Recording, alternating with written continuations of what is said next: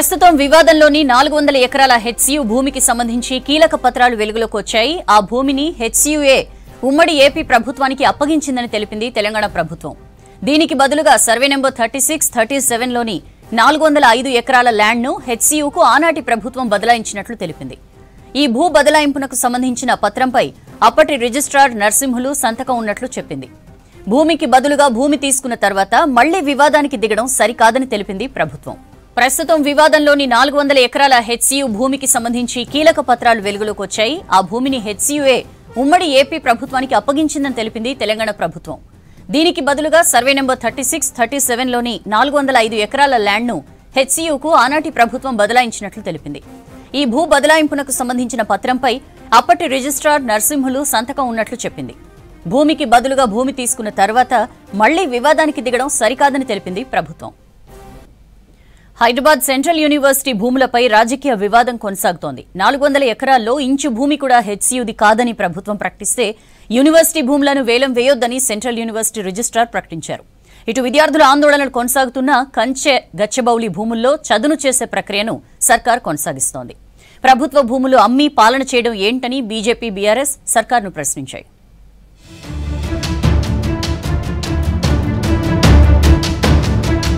Hyderabad central university భూములపై ఆందోళనలు కొనసాగుతున్నాయి. రాజకీయ వివాదంగా మారాయి. కంచె గచ్చిబౌలి 400 ఎకరాలు తమవేనని ప్రభుత్వం అంటుంటే ఆ భూములు యూనివర్సిటీవేనని విద్యార్థులు ఆందోళన చేస్తున్నారు. హెచ్సియు పేరు తీయకుండా కంచె గచ్చిబౌలి భూములను కాపాడాలని బీజేపీ డిమాండ్ చేస్తుంటే ఆ భూములు యూనివర్సిటీవేనని బీఆర్ఎస్ ఆందోళన చేస్తోంది. 2006లో అప్పటి హెచ్సియు రిజిస్టర్ అనుమతితోనే హద్దులు నిర్ణయించామని టీజీఐఏసీ చెప్తోంది. 400 ఎకరాలు ప్రభుత్వానివేనని ఇప్పటికే సీఎం రేవంత్ రెడ్డి ప్రకటించారు. మరోవైపు టీజీఐఏసీ కూడా ఆ భూములపై స్పష్టమైన ప్రకటన చేసింది. 400 ఎకరాల్లో అంగుళం భూమి కూడా హెచ్సియుది లేదని చెప్పింది. సుప్రీంకోర్టు కూడా స్పష్టమైన తీర్పు చెప్పిందని తెలిపింది. అభివృద్ధికి ఇచ్చిన భూముల్లో చెరువు లేదన్న ప్రకటన చేసింది. కంచె గచ్చిబౌలిలోని రాక్ ఫార్మేషన్స్ ని గ్రీన్ స్పేస్ గా అభివృద్ధి చేస్తామని తెలిపింది.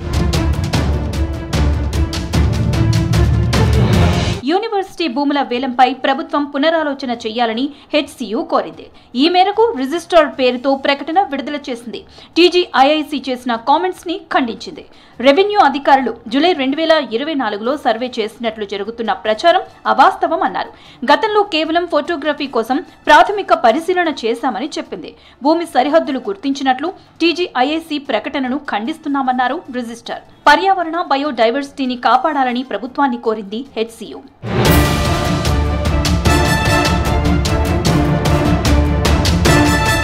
మరోవైపు సెంట్రల్ వర్సిటీలో విద్యార్థుల ఆందోళన కొనసాగుతోంది. తమ వర్సిటీ భూములు దక్కే వరకు పోరాటం ఆగదని ప్రకటించారు స్టూడెంట్ లీడర్స్. ఇటు ఆందోళనలో పాల్గొన్న విద్యార్థులపై పోలీసులు కేసులు నమోదు చేశారు. ఇటు తెలంగాణ భవన్ వచ్చిన హెచ్సియు నేతలు బీఆర్ఎస్ వర్కింగ్ ప్రెసిడెంట్ కేటీఆర్ తో భేటీ అయ్యారు. తమ పోరాటానికి మద్దతు ఇవ్వాలని కోరారు. మరోవైపు 400 ఎకరాల్లో చదును చేసే పనులు కొనసాగుతున్నాయి. దాదాపు 40 జేసీబీలతో ముండ్ల చెట్లను, రాళ్లను తొలగిస్తున్నారు.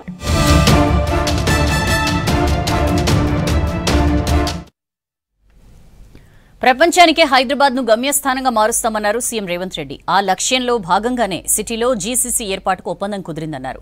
హెచ్సిఏ, ఎస్ఆర్హెచ్ టికెట్ల ఇష్యూపై సీరియస్ అయ్యారు సీఎం. ఏం జరిగిందో సమగ్ర నివేదిక సమర్పించాలన్నారు. ముస్లిం వ్యతిరేక చట్టాలను అడ్డుకుంటామన్నారు మంత్రులు. బీసీ రిజర్వేషన్లను 9వ షెడ్యూల్లో చేర్చాలని కేంద్ర మంత్రుల్ని కోరనున్నారు మంత్రులు. అందుకోసం రేపు బీసీ ఎమ్మెల్యేలతో కలిసి ఢిల్లీ వెళ్లనున్నారు పలువురు మంత్రులు. బంజారాహిల్స్ నివాసంలో సీఎం రేవంత్ రెడ్డితో భేటీ అయ్యారు ప్రపంచంలోనే ప్రతిష్టాత్మక సంస్థ వాన్గార్డ్ కంపెనీ ప్రతినిధులు. సీఎంతో చర్చల తర్వాత హైదరాబాద్ లో గ్లోబల్ క్యాపబిలిటీ సెంటర్ జీసీసీ ఏర్పాటు చేయనున్నట్లు ప్రకటించింది. 4 ఏళ్లలో 2300 మంది ఉద్యోగులను నియమించుకోవాలని లక్ష్యంగా నిర్ణయించింది సంస్థ. వాన్గార్డ్ ప్రపంచంలో పేరొందిన పెట్టుబడి సంస్థ. ప్రపంచవ్యాప్తంగా సుమారు $10 ట్రిలియన్ విలువైన ఆస్తులను ఈ కంపెనీ నిర్వహిస్తుంది. వాన్గార్డ్ జీసీసీ ఏర్పాటుకు ముందుకు రావడం ఆనందంగా ఉందన్నారు CM Revanth Reddy. Telangana raising vision లో భాగంగా హైదరాబాద్ ను ప్రపంచ స్థాయి జీసీసీ గమ్యస్థానంగా తీర్చిదిద్దుతున్నామన్నారు సీఎం. వాన్గార్డ్ రాకతో ప్రపంచ స్థాయిలో హైదరాబాద్ మరింత బలపడుతుందన్నారు.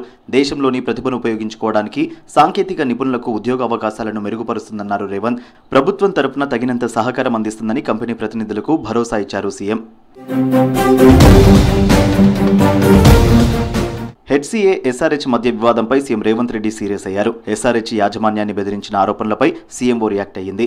బెదిరించి పాసులు అడిగిన వారి వివరాలు కోరింది. ఈ ఘటనపై విజిలెన్స్ ఎంక్వైరీకి సీఎం రేవంత్ రెడ్డి ఆదేశించారు. విచారణ చేసి నివేదిక ఇవ్వాలని విజిలెన్స్ డీసీ కొత్తకోట శ్రీనివాస్ రెడ్డికి ఆదేశాలు జారీ చేశారు. కేంద్ర హోంమంత్రి అమిత్ షా ఒక వర్గాన్ని టార్గెట్ చేసి పార్లమెంట్లో మాట్లాడడం సరికాదన్నారు మంత్రి కోమటిరెడ్డి వెంకటరెడ్డి. దేశంలో శాంతి భద్రతలు బాగుండాలని ఆకాంక్షించారు. హిందూ ముస్లిం క్రైస్తవులు అన్నదమ్ముల్లా సోదరభావంతో ఉండాలని తెలిపారు. నల్గొండలోని ఈద్గా దగ్గర రంజాన్ ఉత్సవాల్లో పాల్గొన్నారు మంత్రి. భారత్ జోడో యాత్ర ఎక్కడ కూడా పార్టీ గురించి మాట్లాడలే. ఒక కులం మీద ద్వేషం పెంచుకొని ఈ రోజులు దేశంలో జరుగుతున్న విషయాన్ని చూస్తున్నాం. ప్రతిరోజు అవసరం ఉంటే కోర్టుకు పోండి అని చెప్పి అమిత్ షా పార్లమెంట్లో చెప్పడం, ఆ చట్టం ఎప్పటికెళ్ళో వస్తున్న చట్టాన్ని మార్చి దాన్ని ఎందుకు ఇస్తుందని చెప్పి కాంగ్రెస్ పార్టీ ఇతర పార్టీలు వాళ్ళు అడిగితే మీరు అవసరం ఉంటే కోర్టుకు పోండి, మేము మాత్రం మారుస్తాం ఒక్కపోటి చట్టాలని చెప్పి చెప్పడం మంచి పద్ధతి కాదు. ముస్లింలకు ప్రభుత్వం అన్ని విధాలా అండగా ఉంటుందన్నారు మంత్రి తుమ్మల నాగేశ్వరరావు. కేంద్ర ప్రభుత్వం తెస్తున్న ముస్లిం వ్యతిరేక చట్టాలను అడ్డుకుంటామన్నారు. ఏమైనా సమస్యలుంటే తమ దృష్టికి తేవాలన్నారు. ఖమ్మం జిల్లాలోని రంజాన్ పండుగ ఉత్సవాల్లో పాల్గొన్నారు మంత్రి తుమ్మల. ఈ సందర్భంగా ముస్లింలకు పండుగ శుభాకాంక్షలు తెలిపారు మంత్రి.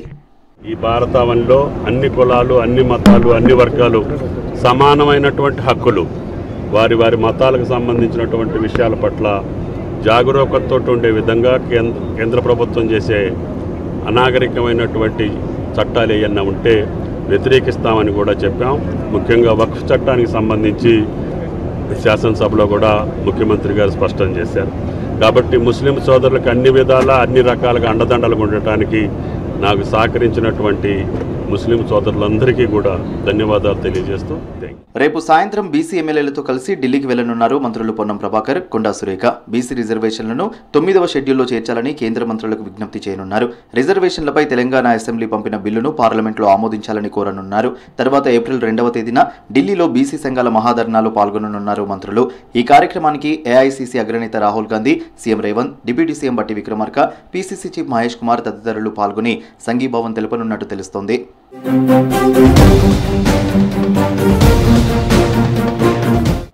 వరంగల్ ఈద్గాలో జరిగిన రంజాన్ ఉత్సవాల్లో పాల్గొన్నారు మంత్రి కొండా సురేఖ. ముస్లింలకు రంజాన్ పండుగ శుభాకాంక్షలు తెలిపారు మంత్రి. మరోవైపు కరీంనగర్ జిల్లా కేంద్రంలో జరిగిన రంజాన్ వేడుకల్లో పాల్గొన్నారు మంత్రి పొన్నం ప్రభాకర్. సిటీలోని ఆయన స్నేహితుల నివాసాలకు వెళ్లి వారికి రంజాన్ విషెస్ చెప్పారు. రేపటి నుంచి రేషన్ షాపుల్లో సన్నబియ్యం పంపిణీ చేయనుంది ప్రభుత్వం. అందుకోసం ఇప్పటికే అన్ని ఏర్పాట్లు చేశారు సివిల్ సప్లైస్ అధికారులు.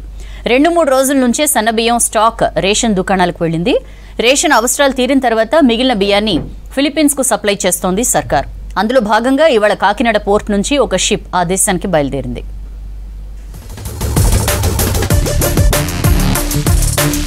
రేపటి నుంచి రాష్ట్ర వ్యాప్తంగా అన్ని రేషన్ షాపుల్లో సన్నబియ్యం పంపిణీ చేయనున్నారు. రాష్ట్రంలో ఉన్న దాదాపు 3 కోట్ల ఫ్యామిలీలకు రేపు ఫైన్ రైస్ ను అందించనుంది ప్రభుత్వం. ఈ స్కీమ్ ను నిన్న హుజూర్ నగర్ లో ముఖ్యమంత్రి రేవంత్ రెడ్డి లాంఛనంగా ప్రారంభించగా 1వ తేదీ నుంచి అన్ని షాపుల్లో పంపిణీకి సిద్ధం చేశారు. రేషన్ కార్డులున్న ప్రతి ఒక్కరికి 6 కిలోల చొప్పున సన్నబియ్యం అందజేయనున్నారు.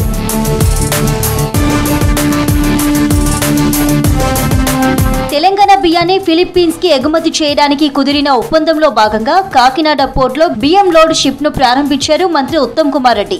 తొలి విడతగా 12,500 టన్నుల బియ్యాన్ని షిప్ ద్వారా పంపిస్తున్నారు. MTU 1010 రకం ముడి బియ్యాన్ని ఫిలిప్పీన్స్ కి ఎగుమతి చేయడానికి ఇప్పటికే ఒప్పందం జరిగింది. ఈ ఒప్పందంలో భాగంగా 8 లక్షల టన్నుల బియ్యాన్ని ఫిలిప్పీన్స్ కి ఇవ్వడానికి రాష్ట్ర ప్రభుత్వం ఒప్పుకుంది. రైస్ ఎగుమతులకు ఇతర దేశాలతో కూడా సంప్రదింపులు చేస్తున్నామన్నారు మంత్రి ఉత్తమ్ కుమార్ రెడ్డి. రేషన్ అవసరాలు తీరిన తర్వాతే బియ్యం ఎగుమతి చేస్తున్నామన్నారు. గత ప్రభుత్వాలు ఇటువంటి ప్రయత్నాలు చేయలేదని విమర్శించారు. లోకల్ కన్సంప్షన్ కాకుండా కేంద్ర ప్రభుత్వానికి FCI ద్వారా ఇవ్వడం కాకుండా ఎక్సెస్ ప్రొడక్షన్కి వివిధ ఏషియా ఖండంలో, ఆఫ్రికాలో మా ప్రభుత్వం మరి మార్కెట్ ఎక్స్ప్లోరేషన్ చేయడం జరుగుతుంది.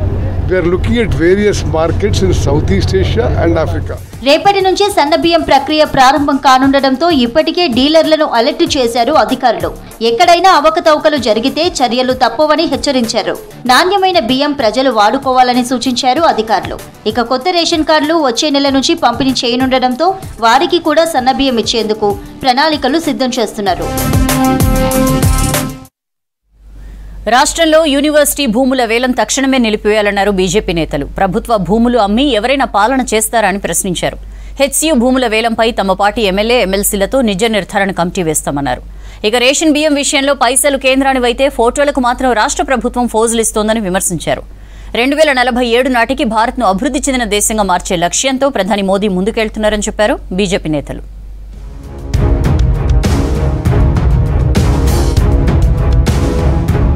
భారత్ను 2047 నాటికి అభివృద్ధి చెందిన దేశంగా మార్చే లక్ష్యంతో ముందుకు వెళ్తామన్నారు కేంద్ర మంత్రి కిషన్ రెడ్డి.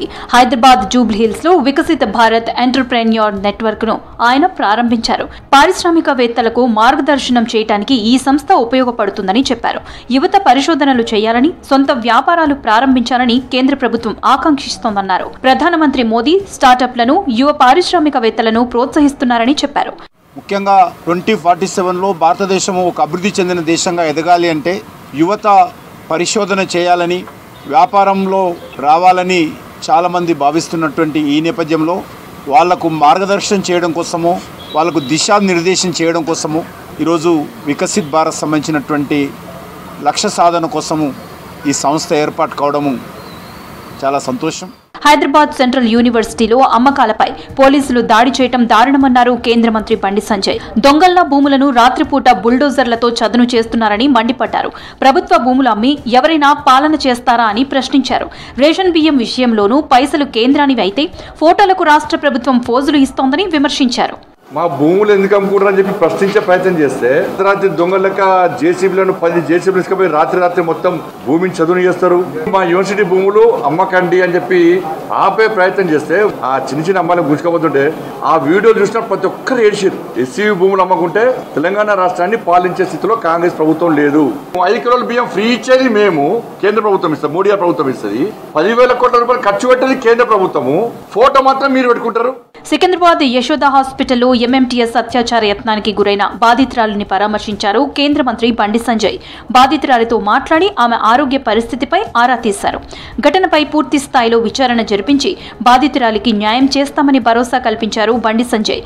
అత్యాచార ఘటనలో ఇంకా అరెస్టులు జరగలేదన్నారు. అసెంబ్లీలో మాత్రం అరెస్టులు జరిగినట్లు ప్రభుత్వం ప్రకటించిందని చెప్పారు.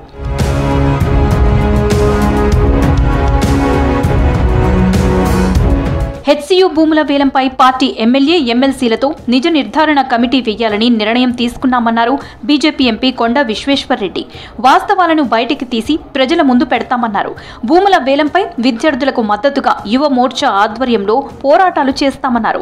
హెచ్సియు భూముల అమ్మకంపై సీఎం రేవంత్ పునరాలోచించాలని డిమాండ్ చేశారు. అమ్మేద్దుంటే వేరే అమ్మండి, మాకు తెలుసు ఆర్థిక పరిస్థితి మంచి లేదు, వేరే మార్గం చూడండి, ఈ భూమిని కాపాడండి. కొందరు టీఆర్ఎస్ వాళ్ళు ఇప్పుడు బతుకుంటుండ్రు, ఇంకా కన్నుండే తండ్రి కొడుకులకు ఇది కూడా అమ్ముదామా, మళ్ళోసారి టర్మ్ వస్తే వాళ్ళు ఇప్పటివరకు అమ్మేసుకుంటుంటుంది. కనీసం వీళ్ళన్నా వింటున్నారు కానీ వాళ్ళు ఇప్పటివరకు అమ్మేసుకుంటుంటుంది.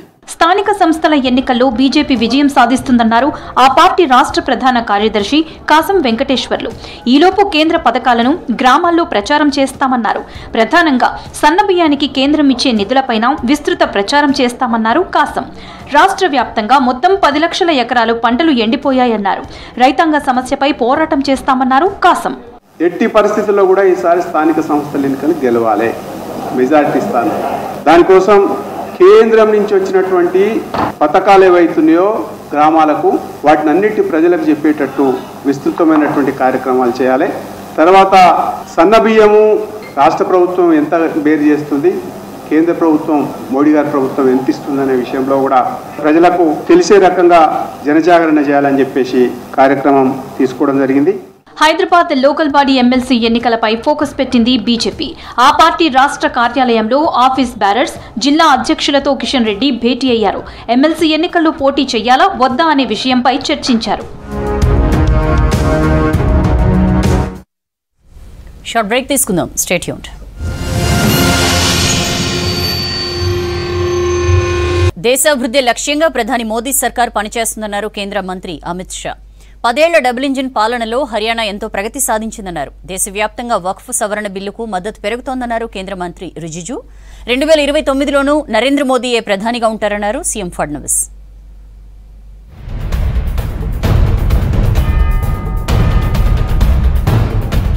10 ఏళ్ల డబుల్ ఇంజన్ పాలనలో హర్యానా ఎంతో ప్రగతి సాధించిందన్నారు కేంద్ర మంత్రి అమిత్ షా. గత ప్రభుత్వం బంధుప్రీతితో అన్ని రంగాలను అవినీతిమయం చేసిందన్నారు. హర్యానాలో పర్యటించిన షా మాజీ సీఎం హుడా పాలనలో రాష్ట్ర బడ్జెట్ 37,000 కోట్లు ఉంటే నేడు 2 లక్షల కోట్లకు చేరిందన్నారు. नौकरियों के अंदर करप्शन, एक सरकार आती थी तो एक क्षेत्र के लोगों को नौकरी मिलती थी, दूसरी सरकार आती थी तो दूसरे क्षेत्र के लोगों, और किसी को फ्री ऑफ कॉस्ट नौकरी नहीं मिलती थी. भारतीय जनता पार्टी की सरकार ने खर्ची और पर्ची के बगैर 80,000 नौकरियां बांटकर ये सिद्ध किया कि लोकतंत्र में जाति के आधार पर राजनीति नहीं कर. దేశవ్యాప్తంగా వక్ఫ్ సవరణ బిల్లుకు మద్దతు పెరుగుతోందన్నారు కేంద్ర మంత్రి కిరణ్ రిజిజు. కేంద్రానికి మద్దతుగా కేరళ కేథలిక్ బిషప్స్ కౌన్సిల్ ప్రకటన స్వాగతించారు. వక్ఫ్ సవరణ బిల్లుతో పేద ముస్లింల పిల్లలు, మహిళలకు మేలు జరుగుతుందన్నారు రిజిజు.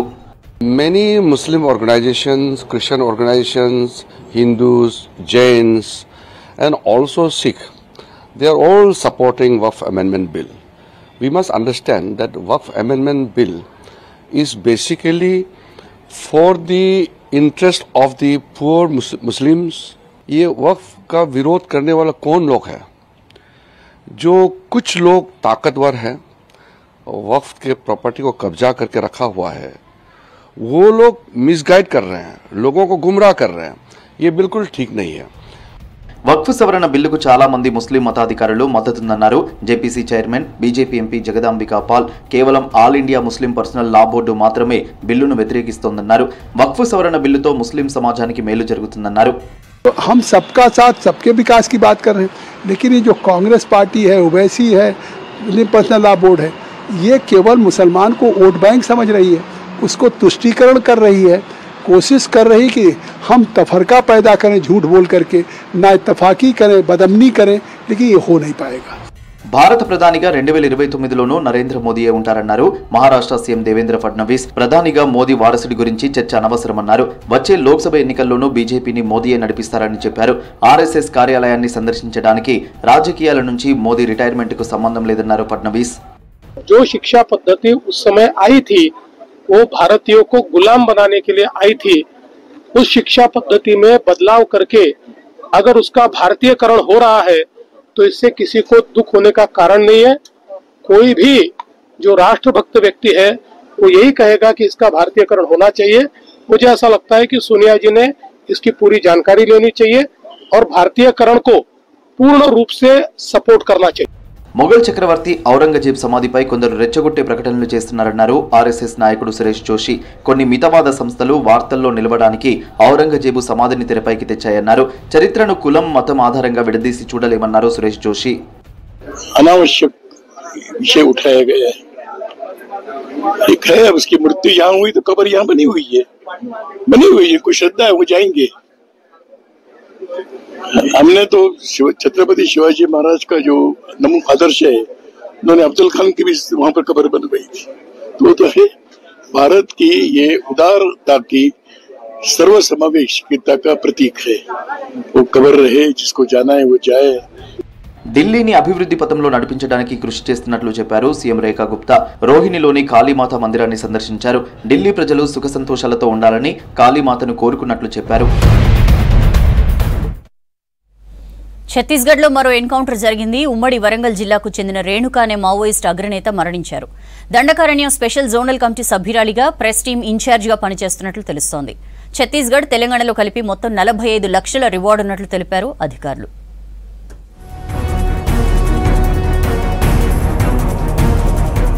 ఛత్తీస్గఢ్ దండకారణ్యం మరోసారి కాల్పుల మొత్తుతో దద్దరిల్లింది. దంతెవాడ, బీజాపూర్ జిల్లాల సరిహద్దులో అటవీ ప్రాంతంలో ఎన్కౌంటర్ జరిగింది. ఈ ఎన్కౌంటర్లో ఉమ్మడి వరంగల్కు చెందిన మావోయిస్టులు నేత రేణుక అలియాస్ చైతి అలియాస్ సరస్వతి మరణించింది.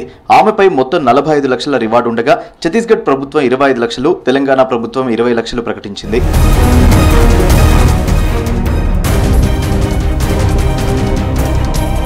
బీజాపూర్ ఎన్కౌంటర్లో మరణించిన రేణుక మావోయిస్టు పార్టీలో కీలక పదవుల్లో పనిచేస్తుంది. ఆమె స్పెషల్ జోనల్ కమిటీ సభ్యురాలిగా ఉన్నట్లు చెప్పారు అధికారులు. అలాగే Dandakaranya special zonal committee press team ఇన్ఛార్జిగా పనిచేస్తున్నట్లు తెలిపారు. మావోయిస్టులు ఉన్నారనే పక్కా సమాచారంతోనే కూంబింగ్ చేపట్టినట్లు చెప్పారు. ఎన్కౌంటర్ జరిగిన ప్రాంతంలో ఇన్సాస్ రైఫిల్తో పాటు పేలుడు పదార్థాలు, ల్యాప్టాప్, నక్సల్ సాహిత్యం స్వాధీనం చేసుకున్నట్లు చెప్పారు అధికారులు. इनका नाम गुम्माड़ी वेली रेणुका उर्फ भानु उर्फ चैते उर्फ सरस्वती उर्फ दमयंती है, जिन पर जो कि सेंट्रल रीजनल ब्यूरो उसकी प्रेस टीम यूनिट के इंचार्ज है। साथ ही में DKZC रैंक है इनका, जिस पर शासन द्वारा पूर्व से 25 लाख का इनाम घोषित है। और ये central regional bureau press in charge के अतिरिक्त जो पत्रिका जो है नक्सलियों की पत्रिका उसकी संपादक है, और एवं अन्य जो पत्रिकाएं रहती हैं उनकी भी संपादक है। ఛత్తీస్గఢ్ ఎన్కౌంటర్లో మృతి చెందిన గుమ్మడవెల్లి రేణుక స్వగ్రామం జనగామ జిల్లా దేవరూపల మండలం కడివెండి. LLB చదివిన రేణుక 35 ఏళ్ల క్రితం 1996లో నక్సల్ సంస్థలో చేరింది.